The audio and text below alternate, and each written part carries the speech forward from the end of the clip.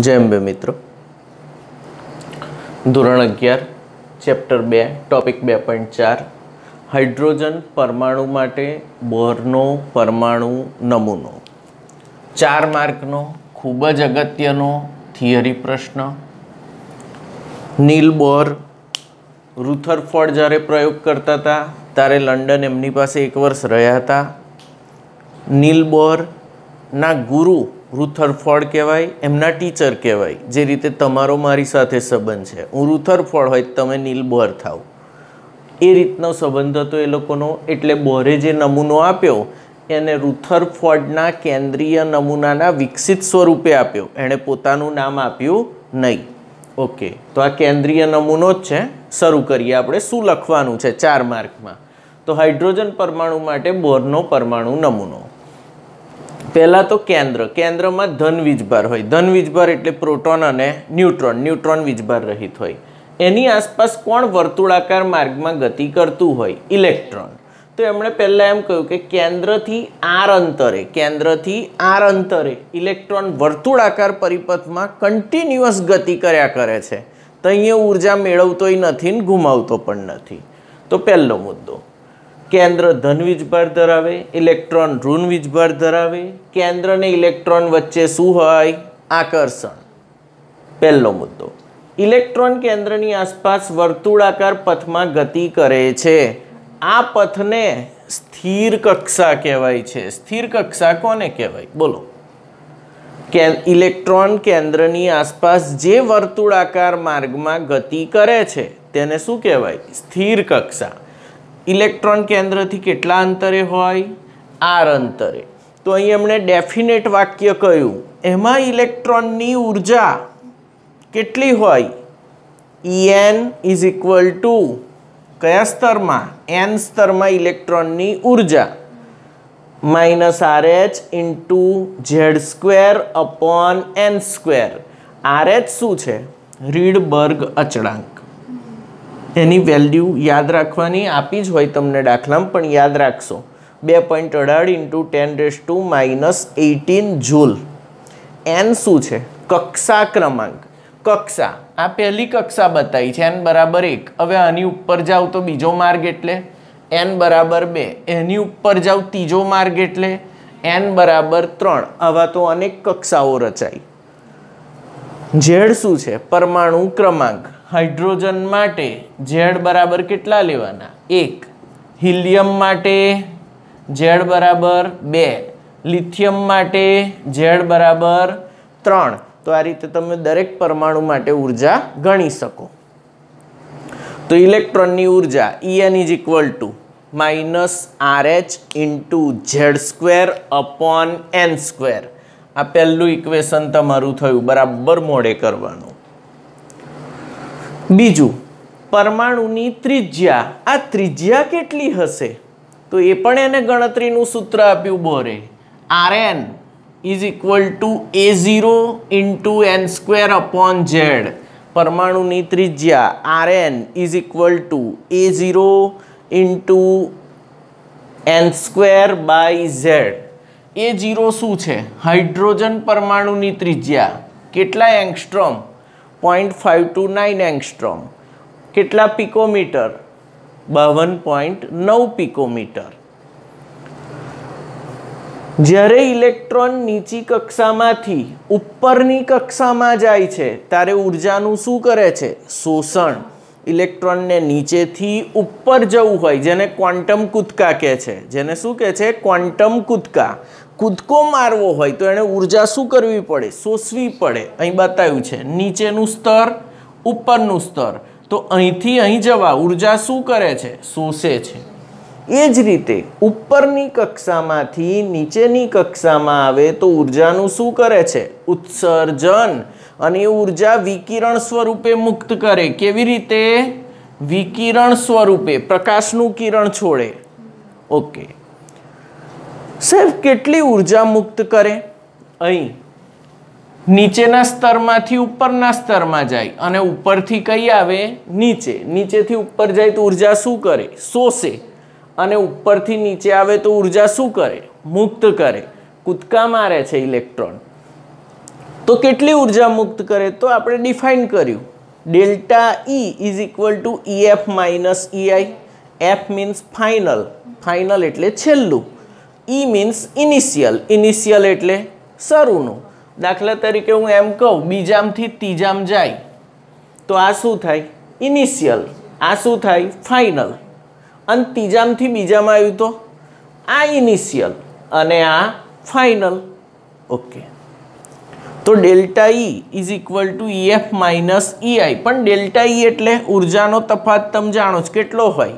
h mu. h mu બરાબર hc upon lambda. આ સૂત્ર કરાયા હતા.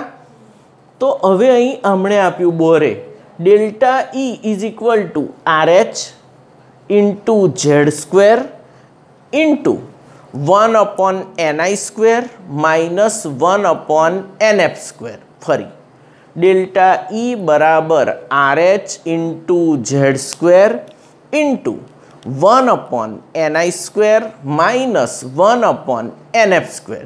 જ્યાં NI શું છે? શરૂઆતનું ઉર્જા સ્તર.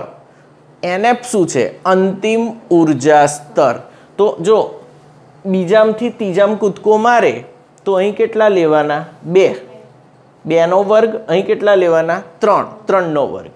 પણ પહેલામથી બીજામ જાય તો અહીં કેટલા લેવાના? 1.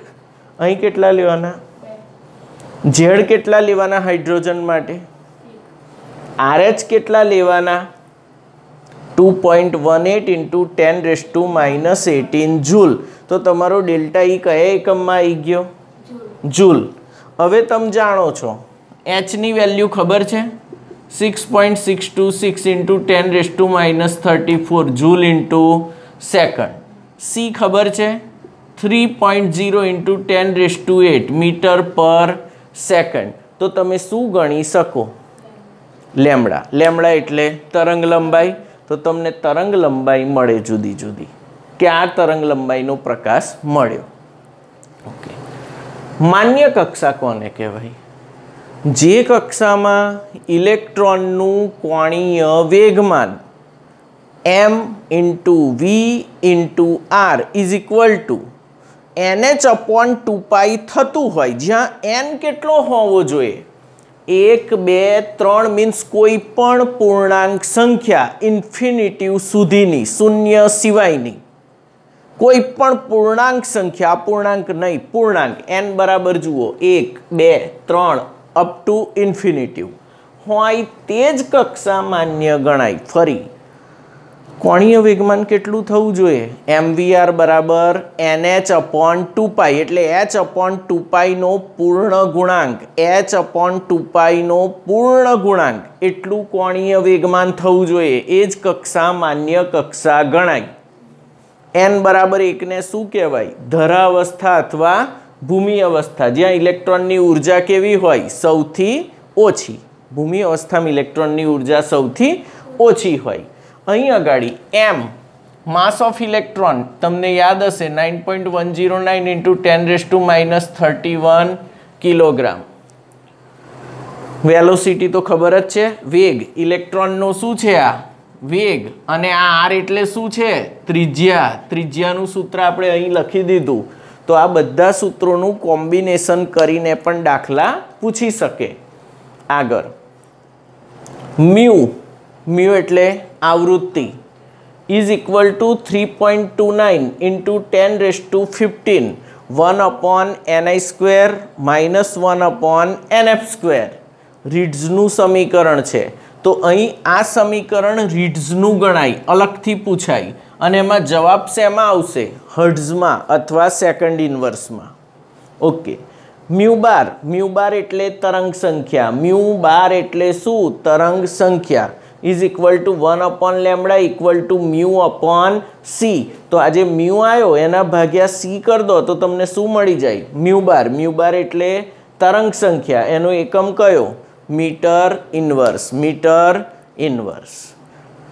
ફરી એકવાર બોરના નમૂનાના જેટલા દાખલા છે બધા જ આ થિયરીથી કમ્પ્લીટ ગણાશે અને બરાબર મોડે કરી દેજો. થિયરીમાં પણ ચાલે અને દાખલામાં પણ ઉપયોગી. ચલો બોરનો નમૂનો સમજાવો. તો બોરનો નમૂનો કઈથી શરૂ કરશું? केंद्र धन वीजभार धरावे, इलेक्ट्रॉन ऋण वीजभार धरावे। केंद्र अने इलेक्ट्रॉन वच्चे शुं होय छे? आकर्षण होय छे। हवे पहेलो मुद्दो, इलेक्ट्रॉन केंद्रनी आसपास जे वर्तुळाकार मार्गे सतत गति कर्या करे छे एने शुं कहेवाय? स्थिर कक्षा। स्थिर कक्षामां रहेला इलेक्ट्रॉननी ऊर्जा डिफाइनाइट होय, फिक्स होय। केटली होय? En is equal to -RH into Z² upon N²। RH शुं छे? રીડબર્ગ અચળાંક, એની વેલ્યુ 2.18 इंटू 10⁻18 જૂલ। n શું છે? કક્ષા ક્રમાંક, Z પરમાણુ ક્રમાંક। અહીં H માટે Z1, હિલિયમ માટે 2, લિથિયમ માટે 3, બેરિલિયમ માટે 4, કાર્બન માટે 6, નાઇટ્રોજન માટે 7। આવડે? સહેજ મારા વિડીયો જોજો આગળના, મેં મૂક્યા છે બેઝિક્સના। परमाणुवीय त्रिज्या पण फिक्स होय, दरेक परमाणुनी त्रिज्या ए केटलो हशे? फिक्स होय। Rn is equal to A0 into N² upon Z। A0 hydrogen परमाणुनी त्रिज्या 0.529 एंगस्ट्रॉम अथवा 52.9 पिकोमीटर। बीजो मुद्दो, ज्यारे इलेक्ट्रॉन नीची कक्षामांथी उपरनी कक्षामां जाय तो ऊर्जानुं शुं करे? शोषण करे। अने उपरनी कक्षामांथी नीचेनी कक्षामां आवे तो ऊर्जानुं शुं करे? उत्सर्जन करे। केटली ऊर्जा शोषे केटली उत्सर्जित करे? तफावत जेटली। आ बे वच्चेनो जे ऊर्जा तफावत छे आ केटलो हशे? Delta E is equal to EF minus EI is equal to HC upon lambda बराबर H mu. Again delta E is equal to बोरे शुं सूत्र आप्युं? RH into Z² into 1 upon NI² minus 1 upon NF²। आटला joule.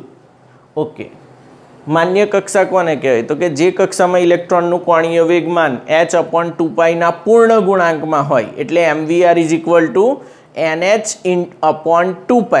nh upon 2π। n बराबर शुं छे? 1 2 3 कोईपण पूर्णांक संख्या इन्फिनिटिव सुधी। n बराबर 1 होय एने धरावस्था कहेवाय। n बराबर 1 अने कई अवस्था कहेवाय? धरावस्था अथवा भूमि अवस्था। त्यां इलेक्ट्रॉननी ऊर्जा सौथी ओછી હોય। હવે રીટઝે સમીકરણ આના પરથી જ મેળવ્યું। ડેલ્ટા E બરાબર h મ્યુ આના પરથી h વડે ભાગી નાખવાના। અહીં જે વેલ્યુ હતી RH ની એને શું વેલ્યુ આવે? 3.29 into 10⁻15 1 upon NI² minus 1 upon NF²। અને મ્યુ બાર એટલે તરંગ સંખ્યા, metre inverse 1 upon lambda mu upon C। આવડશે?